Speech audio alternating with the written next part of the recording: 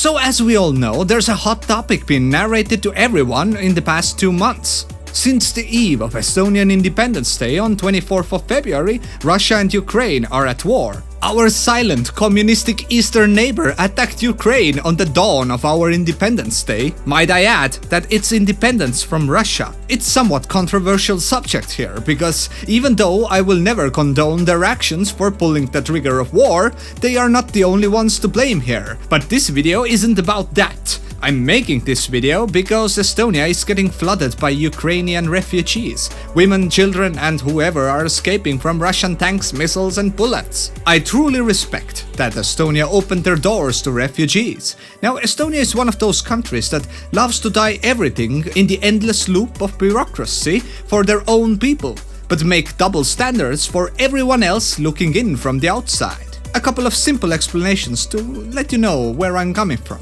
So, my other half had money issues as a child. One parent worked as a long-distance driver and he was away months at a time. And the other was full-blown alcoholic who barely showed up in her own home, let alone feed her kids. Getting financial aid requires money, like paying for bank statements to prove that you're poor. But when your bank account is minus €5, you even can't pay for that. Getting other types of aid required that people who earn something be written out from their birthplace. But when one of your older brothers was unreachable and away, but still tied to the birthplace, no one got any financial aid. Now, if you're disabled, you need to prove it. It's natural. Even if you're missing a limb, you need to show it every other year in case it grows back. Same with eyesight, in case blind would suddenly start seeing. What I'm saying now is only scratching the surface, to be honest. Once you owe money to either your government or any other second party, you can be subpoenaed with court collectors. They are independent loan shark protectors who will expand the sum owed by interest on top of the interest with their own fees, which usually are as big as double the sum owed. Now, between those collectors, in those circles, your name can be given out or sold forward to other collectors, meaning that even if you pay to one of them, your bank account can still be frozen by others. So everyone wants a piece of the pie, so it's like an exponential sinkhole of debt. There are laws, at least, to protect your minimum income, but most of the time they ignore it. They ignore the law and take the money anyways, everything you earn. And I'm not saying that we have it worse. Definitely not. Every country has their own stupidities. Education system designed to enslave us, you know, our elderly being robbed from their savings. In the future, you might as well be lucky to retire at 70. You know, how does it feel to work 40 years of your life and have nothing to show for it? As sad as it sounds, that's what happens to 95% of us. Someone else somewhere always has it worse, and I acknowledge it. Water, food, shelter, whatever you have, you should appreciate it and not take it for granted.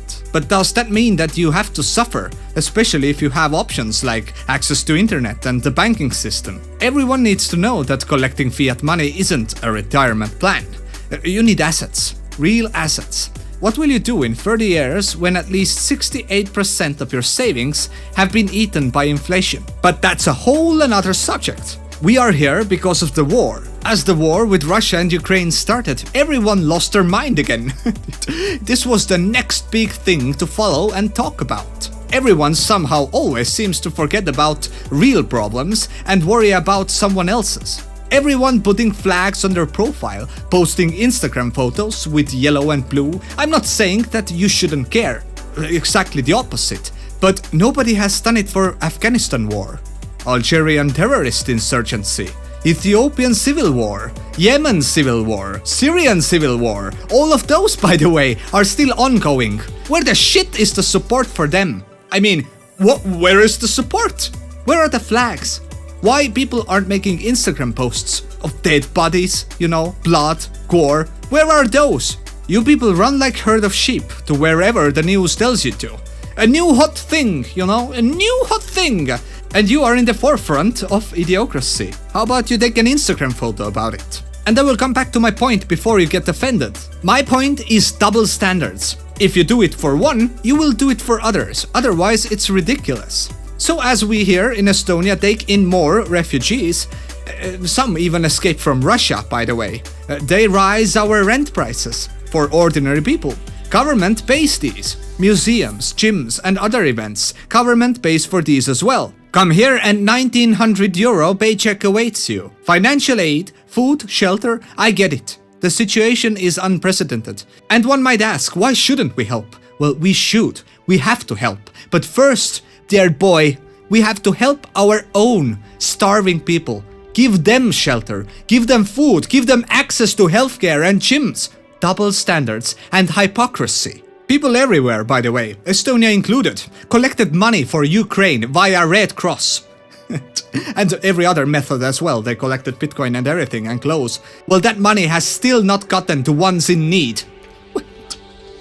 Red Cross guy just buying a new Bentley, you know. Yay, happy days. One last thing that pains my nerves and tilts my tolerance into borderline breaking point. Mask mandates.